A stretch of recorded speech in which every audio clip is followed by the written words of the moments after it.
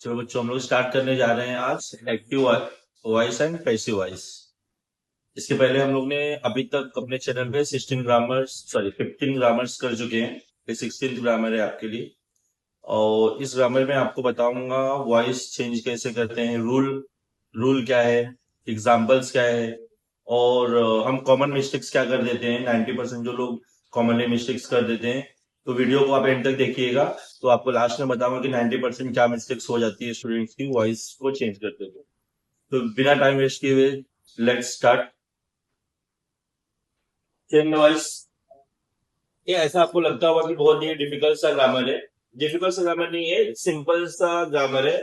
और अगर आपको टेंस आ रहा है तो ये आपके लिए कॉमन ग्रामर है। अगर नहीं भी आ रहा तो भी मैं आपको हेल्पिंग वर्ब्स लिखा कर दूंगा कि कौन से हेल्पिंग वर्ब का क्या चेंज होता है पैसिव वॉइस में।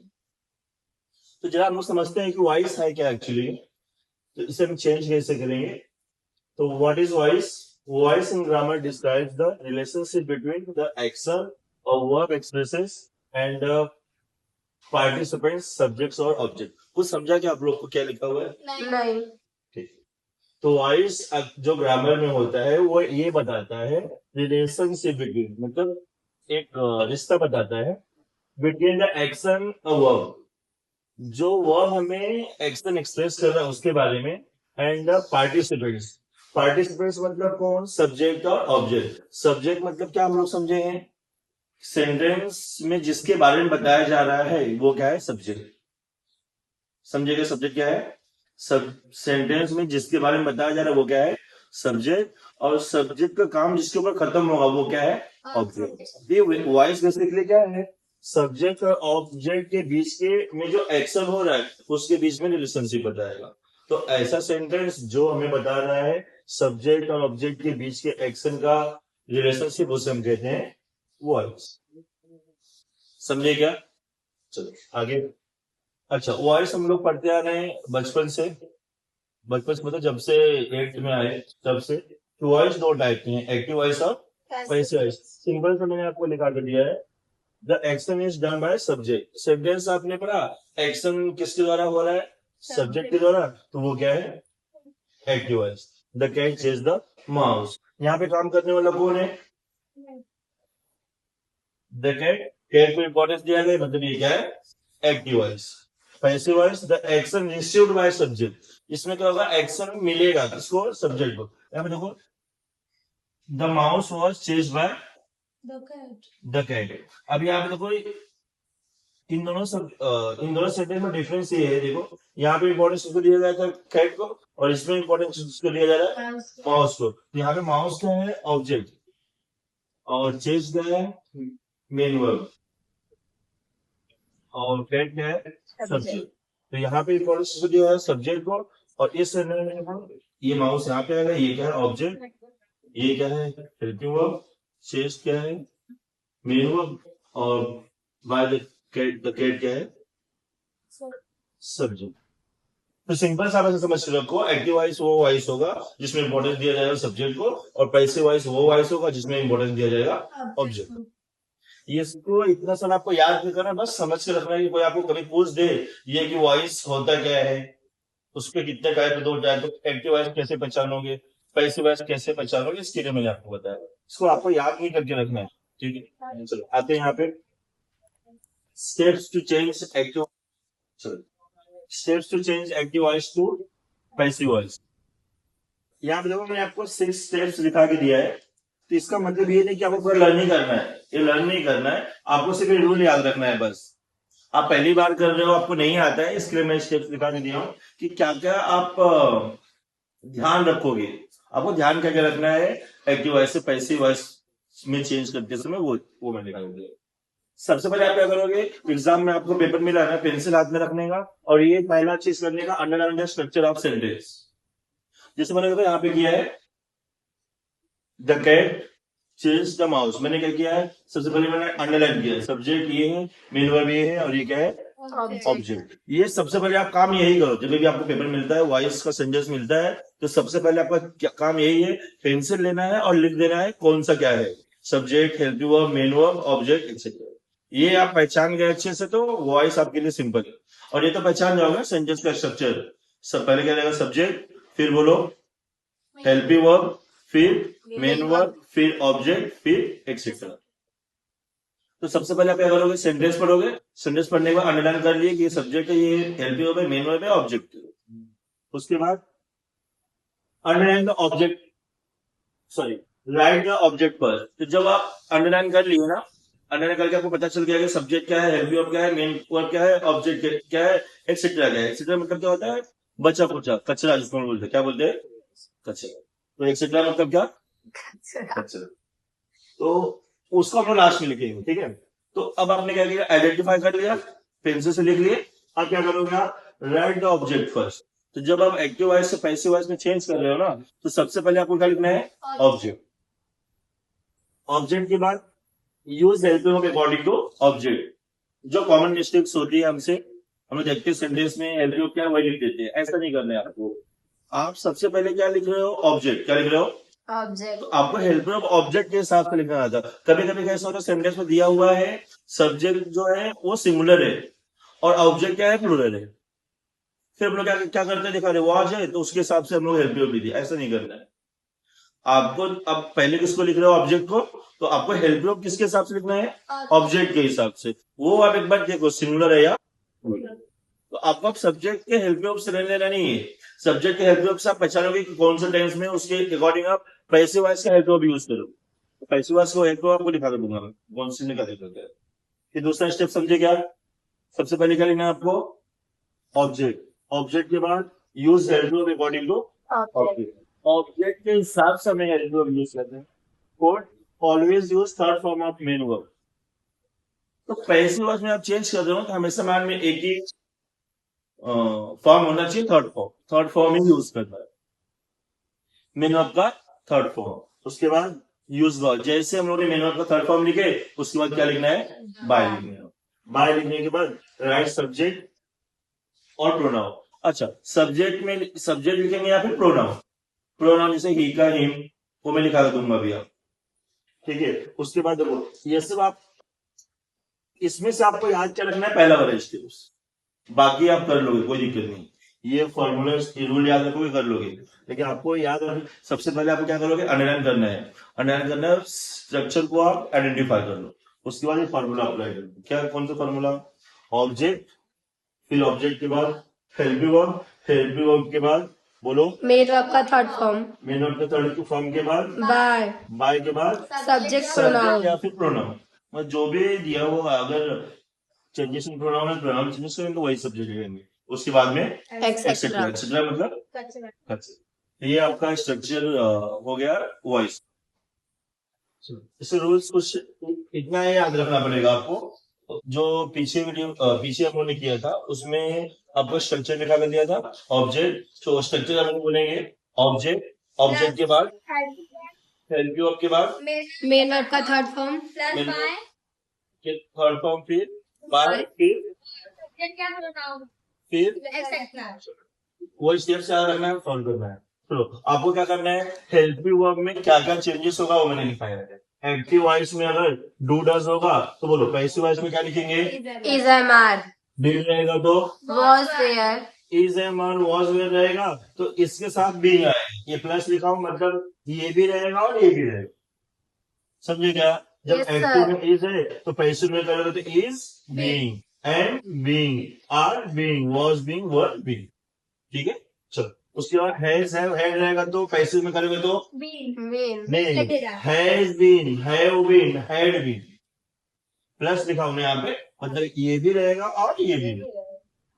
इसमें देखो डू डज का इज एम आर हो जाएगा, यहाँ पे is am are was one का बी, ठीक है। चलो, हैज हैव हैड रहेगा तो पैसिव में करेंगे, बोलो हैड, हैज का हैज बीन, हैव का हैव बीन, हैड का had. Will, will, shall, should, can, could, may, might और मस्ट, अगर ये सारे हेल्पिंग वर्ब्स है तो इनके साथ साथ में क्या लगेगा, बी। जैसे विल रहेगा तो मस्ट रहेगा तो इतने सारे आपको हेल्पिंग वर्ब याद रखने हैं बस। और इसके साथ साथ आपको चेंजेस इन प्रोनाउन याद रखना है। सब्जेक्ट अगर आए होगा तो बोलो मी, रहेगा तो हिम, सी रहेगा तो हर, दे रहेगा तो देम, वी रहेगा तो अस, अच्छा, और ये जनरेशन प्रोनाउन होगा, और कोई नाम रहेगा तो मैंने देखा तो दोनों ऑप्शन लगा दिया था, सब्जेक्ट या फिर प्रोनाउन। अगर कोई नाम है तो वो नाम आ जाएगा, अगर ये प्रोनाउन में से कुछ प्रोनाउन है तो इसके अकॉर्डिंग हम चेंज कर लेंगे। समझे? Yes, sir. चलो आ जाओ एग्जाम्पल्स के जरा देखते हैं। एग्जाम्पल्स मैंने 4 एग्जाम्पल लिखाया है आपको, चारों एग्जाम्पल्स आपको क्लियर हो जाएगा कि कैसे करना है। तो ये चाहिए तो आपको वापस से मैं रूल लिख देता हूँ यहाँ पे, तो आपके लिए और आसान हो जाएगा। तो सबसे पहले मैं क्या लिखना था, चलो बोलो आप लोग। ऑब्जेक्ट, ऑब्जेक्ट के बाद helping verb, helping verb, helping verb के बाद नहीं, मेन वर्ब का थर्ड फॉर्म, फिर सब्जेक्ट या प्रोनाउन, सब्जेक्ट या फिर Pronoun. Pronoun, Plus etc. Etcetera, मतलब अच्छा. चलो। तो सबसे पहले आपको बताया था मैंने, ये आप क्या करेंगे, सबसे पहले क्या करेंगे, सेंटेंस के स्ट्रक्चर को अंडरलाइन करेंगे। चलो अंडरलाइन करते हैं। लिख दो सेंटेंस, बोलो ये क्या है, The club. मतलब क्या है, सब्जेक्ट, ये क्या है, हेल्पिंग वर्ब, लॉग क्या है, मेन वर्ब का थर्ड फॉर्म, मेन वर्ब है। आपको ये पहचानना है कि सेंटेंस का स्ट्रक्चर क्या चल रहा है, बस। अभी कुछ रूल अप्लाई नहीं कर रहे हैं, सिर्फ आपको सब अंडरलाइन करना, लिख देना है क्या है वो, ये क्या है सब्जेक्ट, ये क्या है हेल्प वर्ब, ये क्या है main verb, the door of office, ये क्या है ऑब्जेक्ट। Object. चलो सब यही कर लेते हैं, ये बोलो subject, Subject. Helping helping verb, verb, Main main verb. Verb, object. Object. चलो मिस्टर गॉड, Subject. सब्जेक्ट, ये मेन वर्ब, फिर ड्राई फ्रूट्स, ऑब्जेक्ट। चलो दे, अरे बोलो subject, helping verb, main verb, main verb, object, object. ये करने आ रहा है, मतलब आपको पैसे वाइज भी आ रहा है।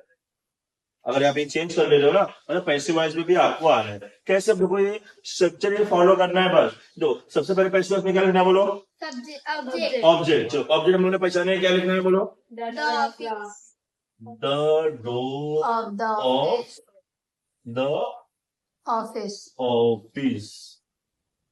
चलो आप सेंटेंस लिखते हैं, आपको क्या लिखना है, help verb, Head. Help verb इसमें क्या है, हेड। हाँ. चलो जरा यहाँ पे देखेंगे हेड था, तो हेड के साथ में क्या यूज करते थे हम लोग, Been. बीन। तो the door of office, Had been. Sorry, the door of office had Been. Been, had been. अब क्या लेना, बोलो मेन वर्ब का Third one. लॉक्ड का थर्ड फॉर्म, Locked. लॉक्ड ही रहेगा, हैड बीन लॉक्ड। अब क्या लेना, बोलो By. बाय। सब्जेक्ट क्या है इसमें, The club. The girl. यहाँ पे ही सी इट लिखना है क्या, नहीं, ये कब लिखोगे, जब प्रोनाउन रहेगा तो लिखोगे, बाय द। Club. कितने आसानी से हम लोगों ने कर लिया, कुछ डिफिकल्टी लगा क्या, नहीं, ये आपके एग्जाम में आप देखोगे थोड़ा सा बड़ा सेंटेंस रहेगा। अभी आप बोलोगे कि सर आपको जो छोटा छोटा सेंटेंस बता रहे हो, एग्जाम में बड़े बड़े सेंटेंस आते हैं, है ना? तो भी स्टेप्स यही फॉलो करना है आपको। स्ट्रक्चर सेंटेंस का ऐसे ही रहेगा। ये आपको सबसे पहला स्टेप आपको यही करना है, वॉइस में सबको अंडरलाइन करके लिख लेना है। ऊपर ऊपर लिख ले तो आपके लिए आसान, ऊपर नहीं लिखते फिर हमको कंफ्यूजन होता है, अरे क्या लिखो, पहले ऑब्जेक्ट क्या है इसमें। तो सबसे पहले आप यही स्टेप्स करोगे, जैसे आपको यहाँ पे दिख गया। अच्छा, ये दो तरह से आपको एग्जाम में पूछा जाएगा। एक तो बोलेगा कि सिंपल आपको बोलेगा पैसिव वर्ब में चेंज करो, या फिर ऐसा बोलेगा begin your answer with, begin your answer with, तो फिर आपको लास्ट वाला ऑब्जेक्ट दिया हुआ होगा। समझे क्या? ये सुनने को देखो ऐसे भी बोला जा सकता था कि चेंज इनटू पैसिव वॉइस, एक, या फिर ऐसा बोला जा सकता था begin your answer with the door of office. समझ में क्या बता रहा हूँ? जब आपका ऐसा लिखा हुआ है ना कि बिगिन योर आंसर विद, फिर आप देखो सेंटेंस का ऑब्जेक्ट है वो क्या है, वो नहीं समझ में क्या बोल रहा हूँ, समझ रहे हो या नहीं? Confusing है. कंफ्यूजन, ठीक है। सेंटेंस को आपने स्ट्रक्चर के हिसाब से लिख लिया है। अब देखो अब क्या करना है, ये पहला आपको ऐसा बोलेगा चेंज इनटू पैसिव वॉइस, तो आप फटाक से स्ट्रक्चर ऐड कर लिए, कोई दिक्कत नहीं हुआ। लेकिन कभी कभी ऐसा डायरेक्टली नहीं बोलता कि चेंज इनटू पैसिव वॉइस, कभी कभी ऐसा बोलेगा start your answer with the door of office. ये सेंटेंस दिया हुआ है पूरा और बोला जाएगा कि ऐसा start your answer with the door of office. तो आप देखना ये तो द डोर ऑफ ऑफिस का ऑब्जेक्ट है, मतलब ये एग्जामिनर हमको ऑब्जेक्ट से स्टार्ट करने को बोल रहा है, मतलब आपको किसमें चेंज करना है, पैसिव वॉइस। समझे अभी अच्छे से? Yes. चलो चलो अब इसका पैसिव वॉइस करते हैं, फटाफट देखो। The Madhuri is singing a, Song. चलो तो सबसे पहले अभी आप लोग बताओ क्या, चलो सबसे पहले क्या लिखना, बोलो। A song. A song, a song, फिर चलो इसके लिए देखेंगे यहाँ पे, हाँ सब्जेक्ट यहाँ पे हेल्प यू, इसके साथ क्या लगेगा अभी, a song is Being being, और फिर मेनू आपका third form. Object help you, फिर मेनू आपका Third थर्ड form. फॉर्म। चलो सिंगिंग का थर्ड फॉर्म, सिंग, सैंग, संग, ठीक है। अ सॉन्ग इज बीइंग संग, Sung. उसके बाद बोलो By बाय, वेरी गुड, उसके बाद Madhuri. माधुरी। चलो next, mister god sells dry fruits. तो सब अच्छा, इसमें हेल्प नहीं दिख रहा है, हेल्प दिख रहा है क्या हमको, नहीं दिख रहा है। तो मैंने आपको टेंस के टाइम बताया था, जब भी आपको सेंटेंस में हेल्प नहीं दिखाई दे रहा है तो आपके दिमाग में दो टेंस आना चाहिए, सिंपल प्रेजेंट टेंस और Simple simple past past tense. Khushi, Khushi ने बराबर बताया था कौन सा टेंस था, सिंपल प्रेजेंट टेंस। हम लोगों ने कैसे बचाना, मैनुअल में यस लगा हुआ है और सब्जेक्ट क्या है, सिंगुलर है, तो हमने टेंस में पढ़ा है कि सब्जेक्ट सिंगुलर होता है, मैनुअल में क्या लगता है, एस लगता है। चलो अच्छा, और मैंने आपको डिफरेंशिएट करके दिखा के दिया था कि इंट्रोगेटिव और नेगेटिव के साथ क्या करता है, डू या डज। चलो डू या डज का हम लोगों ने लिखा है यहाँ पे, डू या डज का क्या हो जाएगा, इज एंड आर, सिंगुलर रहेगा तो इज, आई रहेगा तो एंड, प्लूरल रहेगा तो are. देखते हैं क्या है। Dry fruit. ड्राई फ्रूट्स, सबसे पहले किसने बोला ऑब्जेक्ट के साथ से ड्राई फ्रूट्स, ड्राई फ्रूट्स। अच्छा अब उसका क्या लिखना बोलो, Helping verb. अब बताओ इज की एंड की आर, Is. Is. यही मैंने आपको बताया था स्टार्टिंग में, 90% लोगों का कॉमन मिस्टेक यही होता है। अब देखो ये ड्राई फ्रूट्स बोला है, एक फ्रूट है क्या, नहीं. ड्राई फ्रूट एक है क्या, नहीं, ड्राई फ्रूट्स है, बहुत सारे ड्राई फ्रूट है, मतलब कि are use होगा. आर यूज होगा। मैंने आपको स्टार्टिंग में बताया कि 90% मिस्टेक हमारे यही होता है, 90% लोग मिस्टेक यही करते हैं। तो स्टार्टिंग में मैंने आपको समझाया था कि आपको हेल्पिंग वर्ब यूज करना है सब्जेक्ट के हिसाब से नहीं, ऑब्जेक्ट के हिसाब Object के हिसाब से. तो ड्राई फ्रूट्स, अब बोलो Are. आर, अब उसका मेन वर्ब का थर्ड फॉर्म, सेल का third form, sold. Dry fruits are sold, sold के बाद By बाय के बाद Mr. God. Mister, God. कचरा है, टेंशन ही नहीं है। तो लास्ट इससे फिनिश करेंगे हम लोग vice, they have crossed the Door. चलो सबसे पहले क्या लिखना है बोलो,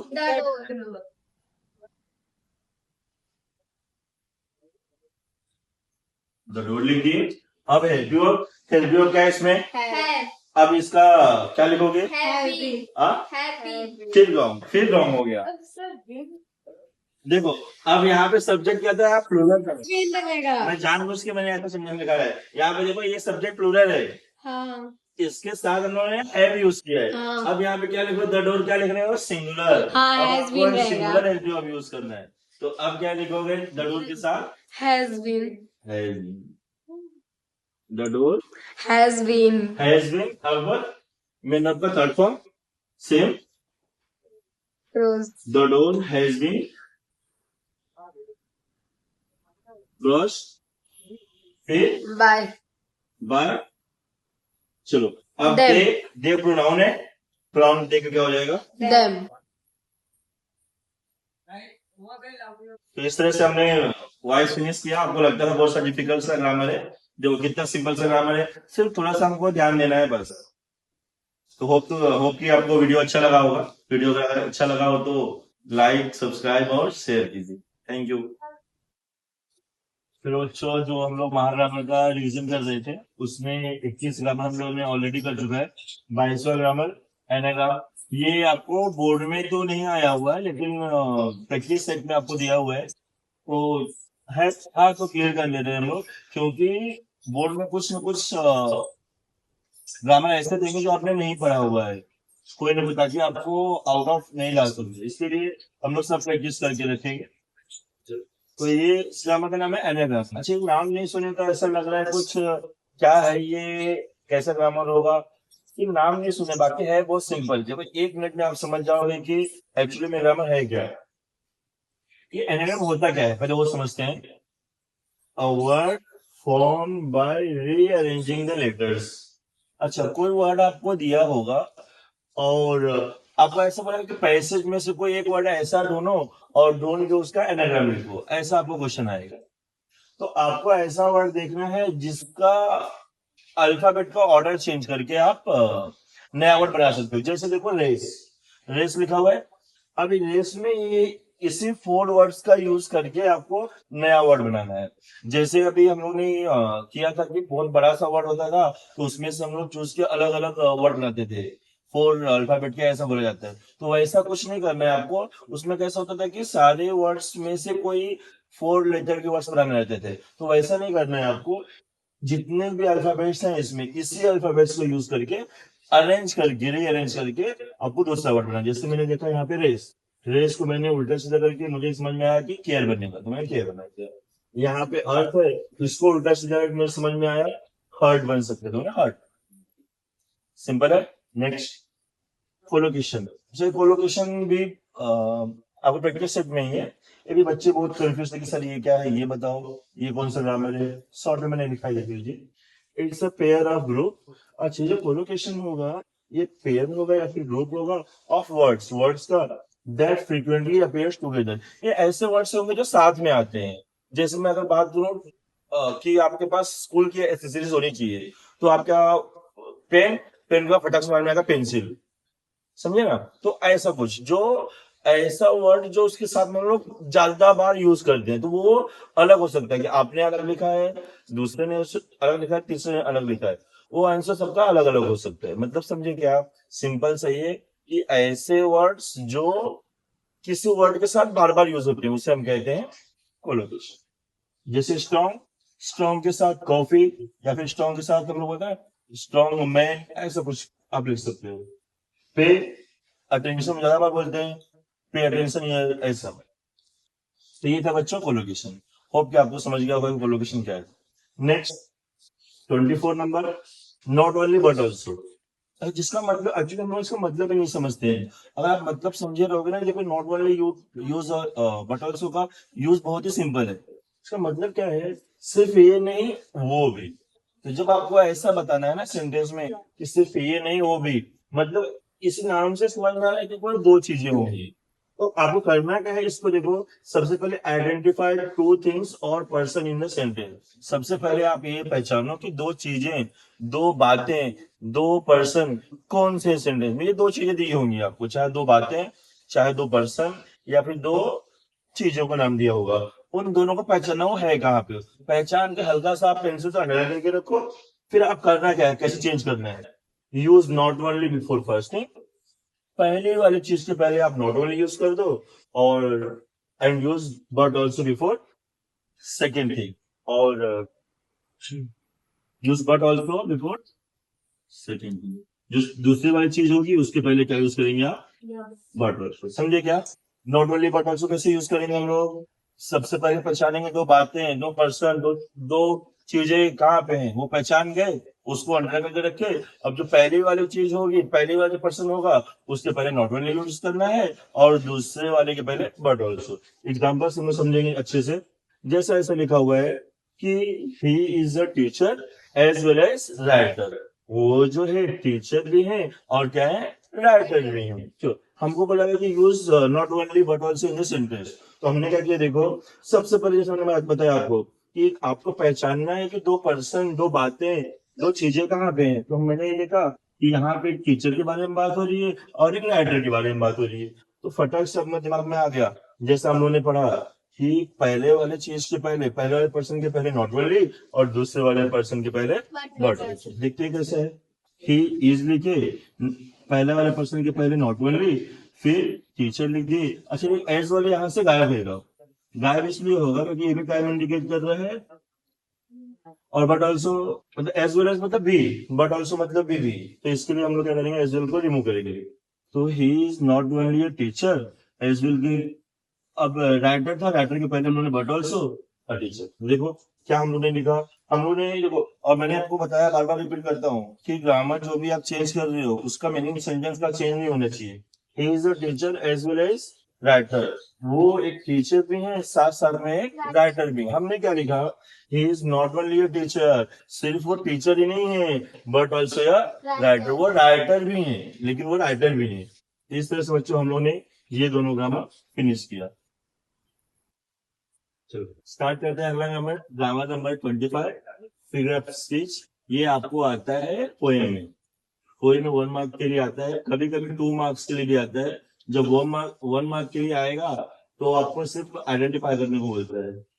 अगर 2 मार्क्स के लिए आया तो एक्सप्लेन करने के लिए बोलता है। अगर कभी कभी 1 मार्क के लिए भी एक्सप्लेन करने को बोल देगा। तो हम लोग दोनों सीखेंगे, 2-3 एग्जाम्पल में बता दूंगा आपको एक्सप्लेन करना कैसे करना है, तो वैसे आप सारे एग्जाम्पल्स में एक्सप्लेन करेंगे। Right right. Figure of speech के बारे में समझते हैं, ये है क्या। फिगर ऑफ स्पीच आपने बेसिकली अगर हिंदी में ग्रामर पढ़ा होगा एक अलग बात, वही ग्रामर है, सिर्फ इंग्लिश में लिखा हुआ फिगर ऑफ स्पीच। तो इसको हम लोग कुछ समझेंगे ऐसे कि अगर सपोज आपको पार्टी में जाना है तो आप क्या करोगे श्रद्धा? नए कपड़े पहन के जाएंगे, और मेकअप करके जाएंगे, और क्यों? क्योंकि पार्टी में जा रहे हैं। तो पार्टी में जा रहे हो, ठीक है, गुड लुकिंग दिखने के लिए। गुड लुकिंग, अच्छा दिखने के लिए, मतलब पहले से अच्छे नहीं दिखते हो?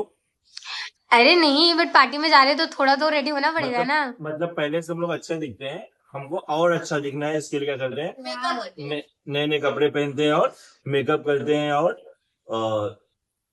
देखते हैं कि भाई क्या हम पे अच्छा लग रहा है, क्या नहीं अच्छा लग रहा है ना। उस हिसाब से हम लोग 2-3 ड्रेस का भी सिलेक्शन करते हैं। पीला वाला नहीं अच्छा लग, अरे पिंक वाला अच्छा लग रहा है, पिंक वाला अट्रैक्टिव रहेगा, बाल बना के जाते बाल बना के जाते हैं, स्टाइल करके जाते हैं, है ना। तो ये वो हम लोग इसलिए करते हैं कि ताकि हम लोग और अच्छे दिख सके। पहले से तो अच्छे दिखते ही हम लोग, हम और अच्छे दिख सके, इसके लिए हम लोग क्या करते हैं, मेकअप वगैरह करते हैं। ठीक है, तो सेम वही चीज है ये figure of speech. Figure of speech मतलब ये है कि सेंटेंस को और ब्यूटीफुल बनाने के लिए पोएट जो होते हैं वो क्या करते हैं, फिगर ऑफ स्पीच का यूज करते हैं। और बेसिकली आपको ये पोएम में ही मिलेगा फिगर ऑफ स्पीच। तो लैंग्वेज को और ब्यूटीफुल बनाने के लिए फिगर ऑफ स्पीच को यूज किया जाता है। शॉर्ट में मैंने लिखने दे दिया है आपको, figure of speech is used to decorate the sentence. Simple सा याद रखो। आपको ऐसे आएगा नहीं एक्सप्लेन करने को, बताओ भाई फिगर ऑफ स्पीच है। कुछ एग्जांपल से समझते हैं। पहला है सिमिली। सिमिली पहचानोगे कैसे आप, कंपैरिजन विद हैं। 3 मैजिक वर्ड। वो 3 मैजिक वर्ड कौन से? आई लव यू वाला 3 मैजिक वर्ड नहीं, As like so. ठीक है, ये 3 मैजिक वर्ड आप याद रखेंगे। कौन से? As like so. यही वाला याद रखना, वो वाला नहीं, वो वाले के लिए टाइम है अभी। चलो इसी एग्जाम्पल समझते हैं। तो सिंपली मतलब हमने क्या समझा, comparison with as like so. तो कुछ भी याद मत रखो, सिर्फ ये 3 वर्ड याद रखो, 3 magic word, as like so. Sentence आपने पढ़ा, सेंटेंस में आपको तीनों में से कोई एक वर्ड दिख गए, फटाक से लिख दोगे आप सिमिली। अच्छा, आपको एक्सप्लेन करना होगा तो एक्सप्लेन करने के लिए आपने देखा होगा बुक वगैरह में बहुत लंबे लंबे 4-5 लाइन के आंसर लिखे हुए, तो वैसे कुछ करना नहीं है आपको। आपने पहचाना कैसे कौन सा फिगर इसको वही बताना है। जैसे अगर आपको इसका बोलेगा कि एक्सप्लेन करो, पहचान तो गए हम लोग, एज लिखा हुआ था, तो अगर बोला जाए एक्सप्लेन करो तो पहचाने कैसे हो, एज हो गया है और क्या हुआ है, कंपेरिजन हुआ है। तो एक्सप्लेनेशन में लिखोगे here she is compared with fairy with the word as, और उसके बाद एक तो वर्ड याद रखोगे फॉर बेटर क्वालिटी की फिट। बस इतना ही आपको लिखना है। चलो अब बढ़ते हैं दूसरे फिगर स्पीच की तरफ, जिसका है मेटाफोर। मेटाफोर में comparison without as likes to. अच्छा देखो डिफरेंस थोड़ा सा ही है इसमें, यहाँ पे विद लिखा हुआ था और यहाँ पे क्या लिखा हुआ है, Without. जो बाकी सेंटेंस में मैंने सेम लिखा है। तो मतलब क्या है, सिमिली जब आप पहचानोगे ना तो उसमें एज लाइक्स रहेगा और कंपैरिजन होगा। लेकिन मेटाफोर में कंपैरिजन तो होगा लेकिन एज लाइक्स यूज नहीं होगा। जैसे कि the camel is the shape of dessert, यहाँ पे कैमल को कंपेयर किया जाएगा शेप ऑफ डिजर्ट से, लेकिन यहाँ पे एज लाइक्स यूज हुआ था नहीं। तो हम लोग समझ ले ये कौन सा फिगर स्पीच है, Metaphor. तो कंपैरिजन हुआ और एज लाइक्स यूज नहीं। Next alliteration. सबसे सिंपल ग्रामर, सॉरी सबसे सिंपल फिगर स्पीच है। तो जब भी आपको फिगर स्पीच बोला जाना पहले यही लिखने की कोशिश करो। आप सेंटेंस बोलो, देखो कोई ऐसा वर्ड है क्या जिसका स्टार्टिंग का अल्फाबेट 2 बार आया है, 2 बार आया है, 2 है 2 से बने, तो आप फटाक से लिख दोगे एलिट्रेशन, कोई दिक्कत नहीं। जैसे देखो, तो यहाँ पर मैंने एक्सप्लेन भी किया है इसको कि एलिटेशन मीन्स क्या है, repetition of starting alphabet of word, starting का अल्फाबेट क्या होगा, रिपीट होगा। जैसे देखो, सी स्पीक स्लोली, इसमें बोलो स्टार्टिंग का अल्फाबेट क्या है, एस है, 2 बार आया है, मतलब ये Yes. क्या है, इलेक्ट्रिशियन। Very good. चलो, 4 रेपिटेशन। रेपिटेशन में सिंपल सा लिख के दिया होगा, अपने पास टाइम कम है और उतना लंबा चौड़ा हम लोग को पढ़ने का समय नहीं है, तो हम लोगों ने सिंपल से वर्ड्स रिपीट। इसमें क्या होता है, स्टार्टिंग का अल्फाबेट रिपीट होगा, रेपिटेशन में वर्ड रिपीट होगा। जैसे example, I really really like this. जैसे एक्सप्लेनेशन मैंने आपको इसका लिखा था दिया ताकि आप ऐसे सब में लिख सको। सबसे पहले स्टार्टिंग तो हियर कॉमा देके वर्ड, किस वर्ड से आपको मालूम पड़ा है कि रिपीटेशन है, रियली रियली 2 बार आया हुआ है, तो here the word really repeats in the sentence for better quality. इस तरह से हमने चौथा फिगर ऑफ स्पीच कंप्लीट किया, रेपिटेशन। अब बढ़ते हैं फिफ्थ फिगर ऑफ स्पीच तरफ। Fifth figure of speech, refrain. अच्छा, इसके पहले जो हमने किया गया था रेपिटेशन, रेपिटेशन में क्या हो रहा था, वर्ड रिपीट हो रहा था, एलिटेशन में स्टार्टिंग का अल्फाबेट रिपीट हो रहा था, और रेपिटेशन में वर्ड रिपीट हो रहा था। रिफ्रेन में क्या हो रहा, when whole line repeats। तो कभी कभी आपने देखा होगा ऐसा पोएम में कि एक ही लाइन या फिर स्टार्ट हो रहा है उससे सब सारे स्टैंजा, नहीं तो उससे एंड हो रहा है। ऐसी एक लाइन जो बार बार पोएम में आ रही, उसे हम कहते हैं, ऐसी जो लाइन होती है, अगर आपको दिया गया है और वो लाइन आपने पढ़ा, पोएम में बार बार रिपीट हो रही है, उससे एंड होता है फिर स्टार्ट होता है, तो ऐसे फिर इसको हम कहते हैं रिफ्रेन। चलो अगला, सर आपने एग्जाम्पल तो लिखा ही नहीं। एग्जाम्पल मैं लिखूंगा नहीं, जाने तो तुम लोग इतने बात करते हो ना, इतने मस्ती करते, लिखाऊंगा ही नहीं। सर लिखवा दीजिए प्लीज। अच्छा, इसका एग्जाम्पल कैसा है, इसका एग्जाम्पल कैसे लिखोगे? अच्छा, इसके एग्जाम्पल के मेरे पूरा पोएम लिखाना पड़ेगा ना। मैंने ये कैसे आप पहचानोगे, एक ही लाइन बार बार रिपीट होगी, बराबर, एक ही लाइन क्या होगी, बार बार रिपीट होगी। अब जब पूरा पोएम लिखूं फिर उसमें एक लाइन बार बार रिपीट हो तो समझ में आएगा ना, समझे? समझ में नहीं आया। ठीक है, ये रिफरेंट ऐसा फिगर ऑफ स्पीच है जिसमें क्या होगा, एलिटेशन में क्या होता है, स्टार्टिंग में अल्फाबेट रिपीट हो रहा था, रेपिटेशन में क्या होता है, एक वर्ड रिपीट होता है, इसमें पूरी लाइन रिपीट होगी। जैसे जो ना आपने पोएम पढ़ा होगा कि एक ही लाइन स्टार्टिंग की, दूसरे स्टेंजा से भी उसी से स्टार्ट हुआ, तीसरे में भी उसी से स्टार्ट हुआ, या फिर उसी से एंड हुआ, समझे अभी? हाँ। तो ऐसा फिगर ऑफ स्पीच जिसमें पूरी लाइन बार बार रिपीट हो रही है। आपने लाइन पढ़ा, लाइन पढ़ने के बाद आपको ये समझना कि अरे ये लाइन तो 2-3 बार आई है पोएम में, तो वो कौन सा फिगर ऑफ स्पीच? एग्जाम्पल है कि उसके लिए एटलीस्ट 2 स्टैंजा की पोएम लिखनी पड़ी, और इतना टाइम नहीं है अपने पास, समझे कि नहीं? Yes sir. Next, sixth antithesis, short में क्या दिया, अपोजिट वर्ड। सेंटेंस आपने पढ़ा, सेंटेंस पढ़ने के बाद सेंटेंस में आपको अपोजिट वर्ड दिखाई दे रहा है, तो कौन सा figure of speech? Antithesis. Example देखो, speech is silver but silence is gold. यहाँ पे मैंने इस सेंटेंस को पढ़ने का मुझे समझ में आया, स्पीच मतलब चुप रहना, नहीं सॉरी गलत बोला, स्पीच मतलब बोलना, साइलेंस मतलब चुप रहना। ये दोनों अपोजिट वर्ड दिख रहे हैं, मतलब कौन सा फिगर ऑफ स्पीच है? एंटीथेसिस। समझे? Yes sir. चलो नेक्स्ट, ऑक्सीमोरन।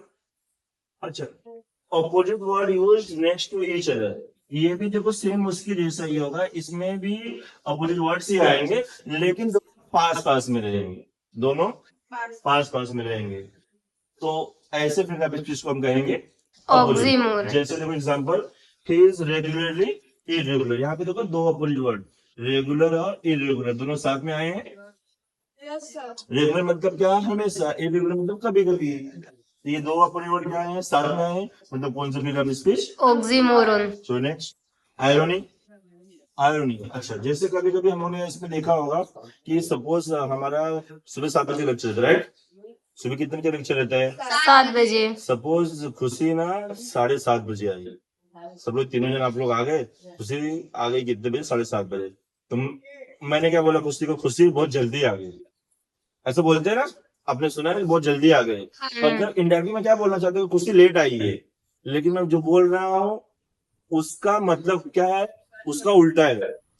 7:30 बजे आए, मैंने क्या बोला, जल्दी खुशी तुम जल्दी आ, बहुत जल्दी आ गई, मतलब मैं इंडिरेक्टली बोलना चाहता हूँ लेट आ गई है, लेकिन मैंने उसका अपोजिट बोला, तो वो मैंने कौन सेंटेंस बोला है? आयरोनिक। और इसमें Ironic. समझेंगे the actual meaning of sentence will be exactly opposite of what is said. जो बोली गई बात है उसका जो एक्चुअल मीनिंग होगा उसका एग्जैक्ट अपोजिट होगा। जैसे मैंने बोला कि बहुत जल्दी आ गए, एक्चुअली मैं बोलना चाहता था कि लेट आ गए, लेकिन मैंने बोला क्या? जल्दी आ गए। तो ऐसा कुछ होगा तो कौन सा फिगर ऑफ स्पीच? जैसे वही मैंने एग्जांपल पे लिखा, देखो यू केम टू, तुम बहुत late, sorry you came too early, यहाँ पे अर्ली रहेगा, यू केम टू अर्ली, मतलब कि तुम बहुत जल्दी आ गई। मेरे बोलने का मतलब था कि लेट आए हो, लेकिन मैंने बोला कि बहुत जल्दी आए। समझे क्या? Yes, sir. चलो नेक्स्ट फिगर ऑफ स्पीच की तरफ बढ़ते हैं। इन्वर्जन, इन्वर्जन कैसे पहचानेंगे देखते हैं। When sentence is not arranged in proper prose order, sentence अगर प्रॉपर प्रोज ऑर्डर में ना हो। ये प्रॉपर प्रोज ऑर्डर क्या है? ऐसा पूछोगे आप मुझसे, ये प्रॉपर प्रोज ऑर्डर क्या है? ये प्रॉपर प्रोज ऑर्डर, ये जो हम सेंटेंस लिखते हैं ना, अफर्मेटिव सेंटेंस, सिंपल सेंटेंस, उसको लिखने का तरीका होता है। कैसे? पहले हम सब्जेक्ट लिखते हैं, फिर हेल्प वर्ब लिखते हैं, फिर मेन वर्ब लिखते हैं, फिर ऑब्जेक्ट, फिर जो बचता है एक्सेट्रा तो लिखते हैं। ये होता है way of writing a sentence, simple sentence. Simple sentence में ये तरीका होता है। तो अच्छा, ये मतलब कैसे पहचानेंगे? सेंटेंस आपने पढ़ा, सेंटेंस पढ़ने के बाद सेंटेंस का जो वर्ड्स है ना, आपको उल्टा पुल्टा लग रहा है, इस ऑर्डर में नहीं लग रहा है, subject, help verb, main verb और ऑब्जेक्ट, इस ऑर्डर में अगर सेंटेंस नहीं लग रहा है, उल्टा पुल्टा लिखा हुआ लग रहा है, तो कौन सा फिगर ऑफ स्पीच है? इनवर्स। सर सीओ का मतलब? सीओ का मतलब करेक्ट ऑर्डर। मतलब ये कभी कभी एग्जाम में आपको पूछता है कि भाई करेक्ट ऑर्डर बताओ, तो बता देने का, नहीं पूछा तो बता देने का, अगर आपको आ रहा है तो। ये वाली बात है। और जो सेंटेंस रहेगा पोएम का, तो आराम से लिख लोगे, ठीक है। इन्वर्जन मतलब समझे क्या? जब सेंटेंस आपने पढ़ा, सेंटेंस पढ़ने पर आपको ऐसा लग रहा है कि सेंटेंस प्रॉपर ऑर्डर में नहीं लिखा हुआ, तो वो कौन सा फिगर ऑफ स्पीच? इन्वर्जन। जैसे एग्जाम्पल हमने लिखा, इस क्लॉथ मीना वॉशिंग, पढ़ने में हमको समझ में आ रहा है ये तो बहुत अजीब लग रहा है ना, तो इसका ये उल्टा उल्टा लिखा हुआ है। करेक्ट ऑर्डर क्या है इसका? Meena is washing. तो नेक्स्ट, हाइपरबोल। अगर हम लोग अपनी भाषा में बोले तो बोलते हैं ना फेंक रहा है। क्या है? फेंक रहा है, लपेट रहा है, जो भी आप बोलते हो ऐसा। तो मैं एक सिंपल सा वर्ड लिखा दिया, ओवर स्टेटमेंट। बहुत बड़ा चढ़ा के बोला जा रहा है। आपने सेंटेंस पढ़ा, सेंटेंस पढ़ने के बाद ऐसा समझ में आ रहा है आपको कि बहुत बड़ा चढ़ा के बताया जा रहा है सेंटेंस में, तो फटाक से आप क्या लिखोगे? हाइपरबोल। जैसे एग्जांपल देखो, she is so slim that she can pass through the eye of another. अच्छा, ये भी चीज आप याद रखो कि एक सेंटेंस में ना बहुत सारे फिगर हो सकते हैं। जैसे देखो इसमें हमको इलेक्ट्रिसिटी मिल रहा है, स्लिम और सी और स्लिम इलेक्ट्रिसिटी मिल गया, और इसमें देखो सी सी रिपीट भी हो रहा है, रिपीटेशन हो गया। और अच्छा, ये पढ़ने में हमको मुझे ये समझ में आ रहा है, सी इज सो स्लिम, वो इतनी स्लिम है दैट सी कैन पास, जो गुजर सकती है through the eye of needle. इतनी स्लिम है कि सुई की आंख जो होती है, जो छोटा सा छेद होता है जिसमें धागा डालते हैं। हाँ, इसमें धागा डालते हैं, वेरी गुड। वो क्या है? उसको उनका आई कहते हैं। तो अच्छा, वो इतनी स्लिम है कि वो सुई के आई से भी गुजर सकती है। इतना स्लिम कोई हो सकता है क्या? इम्पॉसिबल। इतना स्लिम हो सकता है क्या? चीटी भी शायद ना निकले। तो इतना बड़ा चढ़ा के बताया जा रहा है कि बोले मत। तो हमारे हिसाब से क्या कर रहा है? फेंक रहा है। तो मतलब ये क्या है? हाइपरबोल। अगला, ओनोमोटोपोइया किसका बने? अच्छा, ओनोमोटोपोइया जो है 11 ओनोमोटोपोइया। स्पेलिंग का ध्यान रखना आपको एग्जाम में स्पेलिंग ध्यान रखना है। पहचानना बहुत ही सिंपल है, लेकिन थोड़ा सा स्पेलिंग याद रखना है। कॉमन मिस्टेक हो जाता है, कभी आई पहले, कभी ओ पहले, ऐसा कुछ हो जाता है। तो जब स्पेलिंग यहाँ पे याद रखना, पहचानना आसान है। कैसे? Sound indicating word. आपने सेंटेंस पढ़ा, सेंटेंस में कोई ऐसा एक वर्ड है जिसे साउंड प्रोड्यूस हो रहा है, साउंड आ रहा है, तो वो क्या होगा? ओनोमोटोपोइया। जैसे मैंने एक एग्जाम्पल लिखा, विशल। विशल मतलब सीटी, बजाते तो आवाज आती है, तो मतलब आवाज आ रही है, तो कौन सा फिगर ऑफ स्पीच? ओनोमोटोपोइया। अगला और लास्ट इस वीडियो का, personification. Human quality transfer to other than human. कोई इंसान की क्वालिटी, हमारी क्वालिटी क्या है? हंसना, बोलना, घूमना फिरना, डांस करना, मारना पीटना, सब हमारी क्वालिटी है ना, इंसान की क्वालिटी। तो ये इंसान की क्वालिटी इंसान को छोड़ के किसी और को दी जाए, तो उसे हम कहते हैं पर्सोनिफिकेशन। तो नाम से समझ में आ रहा है, पर्सोनिफिकेशन मतलब पर्सन की क्वालिटी किसी और को दी जाएगी, इंसान को छोड़ के किसी और को। जैसे एग्जाम्पल मैंने लिखा है, the flowers are dancing. Dance कौन करता है? हम लोग, इंसान लोग। लेकिन वो डांसिंग क्वालिटी किसको दी गई है? फ्लावर को। इसके लिए क्या है? Personification. अच्छा, अगर आपको एक्सप्लेन करने के लिए आ गया, एक्सप्लेन करने को, तो कैसे करोगे? सिंपल सा हियर, जैसे हमने बताया आपको पहले, here comma the dancing quality of human being is transfer to the flowers for better poetic effect. Explain भी हो गया। ठीक है, तो इस तरह से बच्चों हम लोग ने 12 फिगर ऑफ स्पीच किया। तो होते बहुत सारे हैं अभी, और ऑलमोस्ट जहां तक मुझे याद है, और 20 मुझे याद है, 32 मुझे याद है। तो इतना सारा करने की जरूरत नहीं, मोस्टली आपको इसमें से आते हैं। अगर फिर भी आप प्रैक्टिस कर रहे हो, आपको कुछ नहीं आ रहा है, तो आप कमेंट में पूछ लेना, मैं आपको उसको लिख के दे दूंगा। ठीक है, तो होप कि जितना मैंने बताया आपको समझ में आया होगा। अब बढ़ते हैं अगले ग्रामर की तरफ, जिसका नाम है टेंस। तो बच्चों बढ़ते हैं आगे। ग्रामर नंबर 26, जिसका नाम है टेंसेस। ये हम लोग जब से होश संभाले तब से पढ़ रहे हैं, मतलब ऑलमोस्ट 5th से पढ़ रहे हैं। तो देखते हैं टेंस के बारे में। टाइप्स ऑफ टेंस, इसका पहला टाइप्स यहाँ पे मैंने लिखा है, सिंपल या फिर सिंपल प्रेजेंट टेंस, या फिर इंडेफिनिट कहते हैं इसको। कंटिन्यूअस, परफेक्ट टेंस और परफेक्ट कंटिन्यूअस टेंस। तो स्टार्ट करें हम प्रेजेंट प्रेजेंट टेंस से। तो ये जो बॉक्स है इसको हम ऐसे समझेंगे, प्रेजेंट इंडेफिनिट टेंस या फिर सिंपल प्रेजेंट टेंस। जो सिंपल प्रेजेंट टेंस का हेल्प वर्ब हम लोग समझते हैं का, और ये हेल्प वर्ब से हम पहचानते हैं कि जो दिया गया सेंटेंस है कौन सा टेंस है।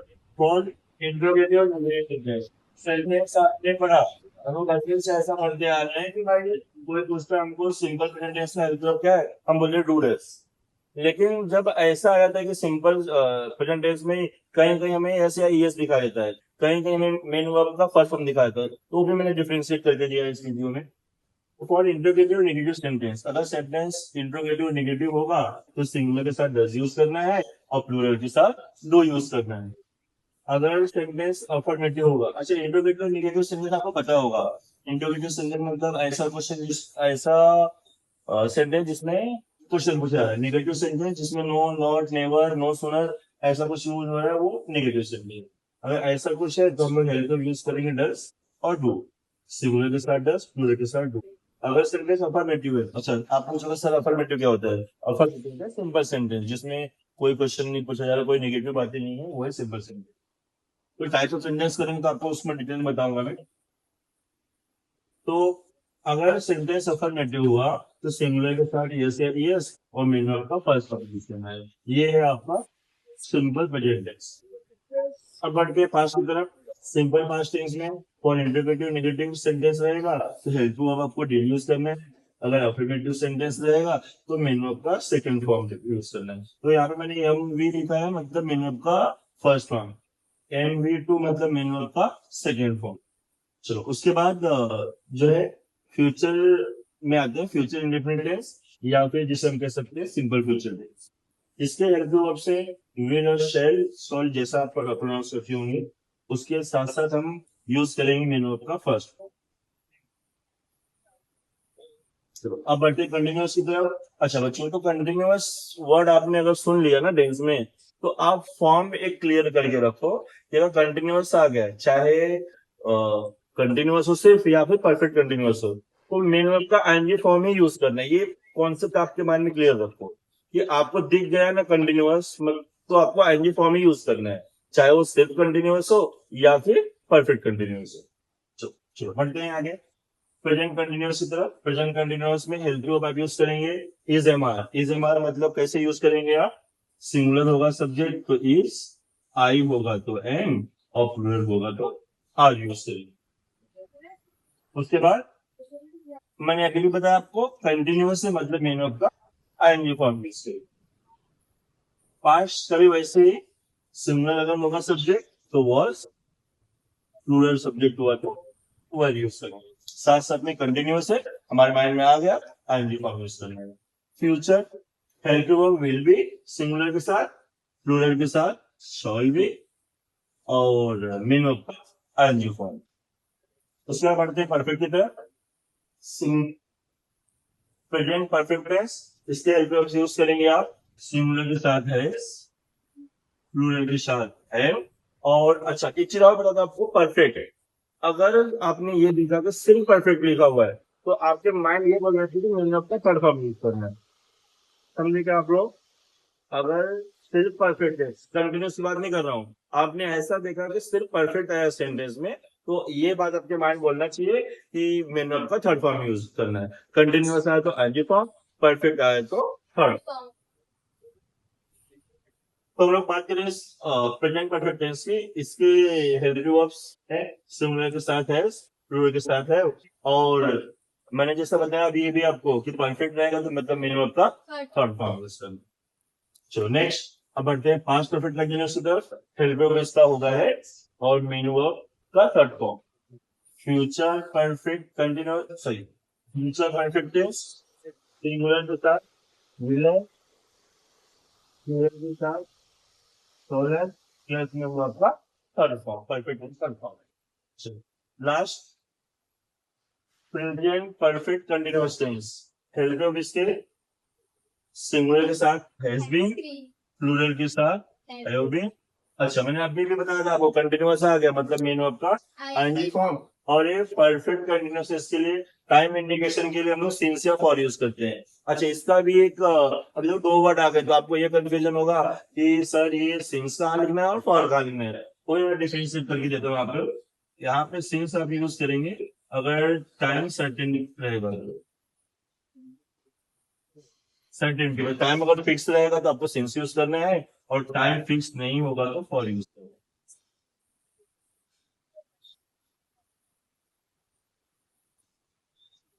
समझे? चलो नेक्स्ट, वैसे ही हमारे पास परफेक्ट कंटीन्यूअस में हेल्प ऑफ इसका यूज करेंगे हेड में, कंटीन्यूअस का आईएनजी फॉर्म, सिंसियर फॉर्म। और last perfect future perfect continuous tense will have been, help of use करेंगे सिंगुलर के साथ और प्लूरल के साथ शैल है और ING form of main verb. और मोस्टली टेंस में बाय यूज करते हैं, तो बाय भी ले सकते हो या फिर उसकी जगह पे आप सिंसियर टाइम इंडिकेशन में सिंसियर फॉर यूज कर सकते हैं। होप तो आपको ये समझा होगा, फिर भी कुछ डाउट होगा आप लोग कमेंट में पूछ सकते हैं। तो अब आगे बढ़ेंगे अगले टॉपिक की तरफ जिसका नाम है डायरेक्ट एंड इनडायरेक्ट नरेशन, जो सबको सबसे डिफिकल्ट ग्रामर आपको लगता है। मैं अपने तरीके से सिंपल वे में बताने की कोशिश करता हूँ, कुछ भी फिर भी डाउट रहेगा तो आप कमेंट में पूछ लीजिएगा। Thank you. तो चलो बच्चों अगले ग्रामर की तरफ बढ़ रहे हैं, सेकंड लास्ट टॉपिक महाग्रामर रिवीजन का, जिसका नाम है डायरेक्ट एंड इनडायरेक्ट या फिर नरेशन। जैसे हम इसका नाम सुनते हैं मन में डर आ जाता है तो होगा ही नहीं। और अगर आप लोगों ने पहले नहीं किया है ग्रामर तो मैं आपको एडवाइस दूंगा कि इसको आप स्किप करिए। नहीं, अगर आपका पहले पढ़ के हुआ है तो आप इस ग्रामर की तरफ जा चुके हैं। एक मार्क्स के लिए फिर बहुत सारा याद रखना, बहुत सारा प्रैक्टिस करना तो मेरे हिसाब से सुटेबल नहीं। तो अगर आपका बाकी सब ग्रामर अच्छे से क्लियर है तो आप इस ग्रामर को चूज कर सकते हो, कोई दिक्कत नहीं। तो चलो स्टार्ट करते हैं डायरेक्ट एंड इनडायरेक्ट, जिसको हम दूसरे नाम से लेते हैं नरेशन।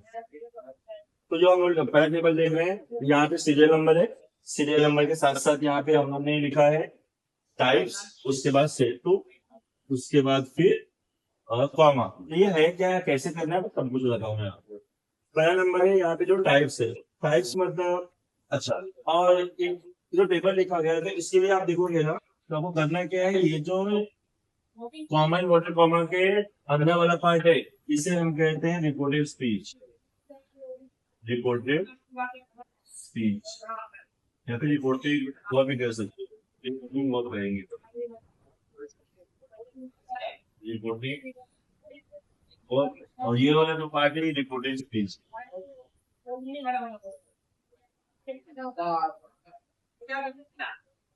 ठीक है, तो ये जो है उल्टा लिखिए में,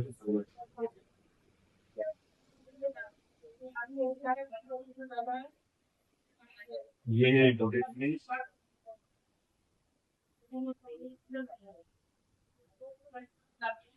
ये आपका रिपोर्टिंग वर्ब।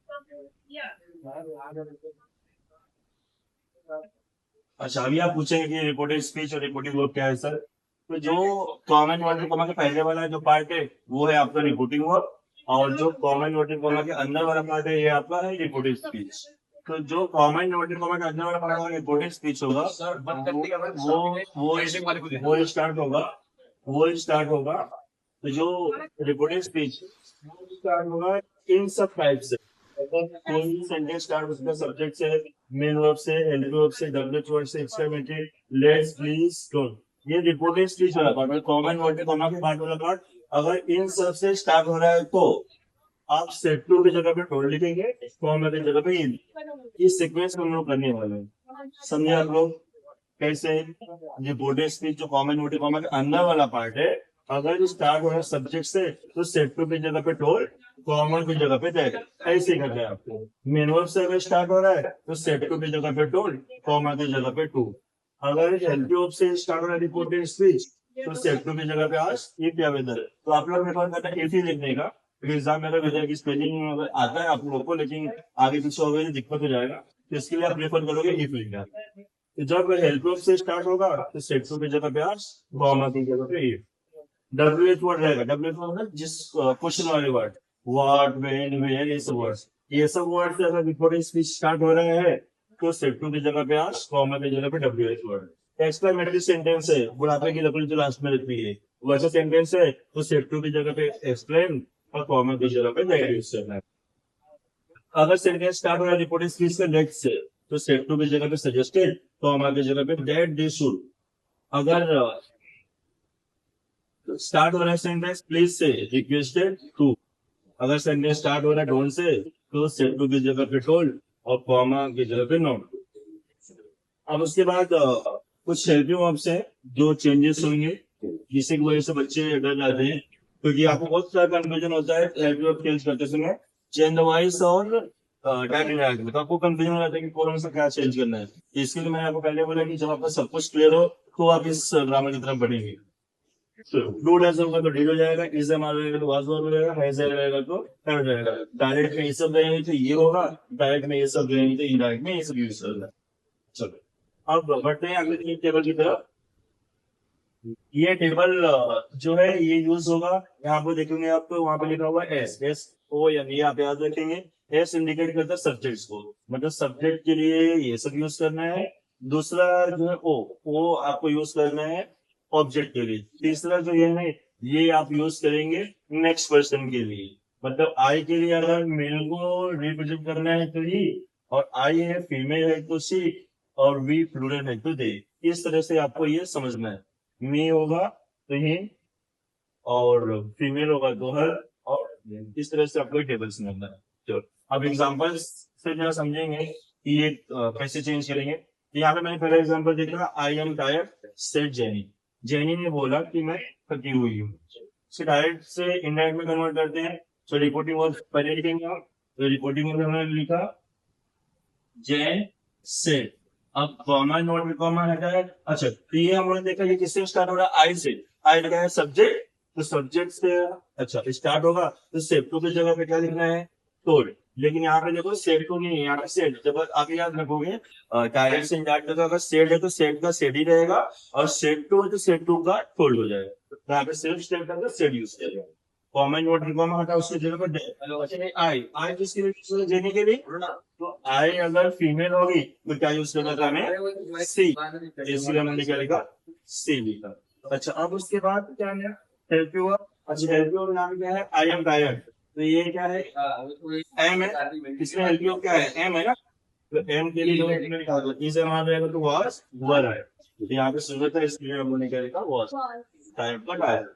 दूसरे विकल्प से और समझेंगे। Jane asked do you like pizza. अब वापस से वही, ये क्या है आपका रिपोर्टिंग स्पीच, नहीं रिपोर्टिंग वर्ब, और ये है आपका रिपोर्टेड स्पीच। ये इसमें वो उल्टा है, इसमें जो बोला था वो इधर था और इसमें इस साइड। अब इसको चेंज करते हैं। तो रिपोर्टिंग में पहले जेनी, आज से जगह पे आज, कॉमन वर्ड कॉमा हटा उसके जगह पे क्या लिखा उन्होंने, ये क्यों लिखा, क्योंकि स्टार्ट हो रहा है इससे हेल्पिंग वर्ब, हेल्पिंग वर्ब से, क्योंकि हमने यहाँ पे लिखा है हेल्पिंग वर्ब से स्टार्ट होगा तो सेट टू की जगह पे क्या लिखना है आपको, आस्क।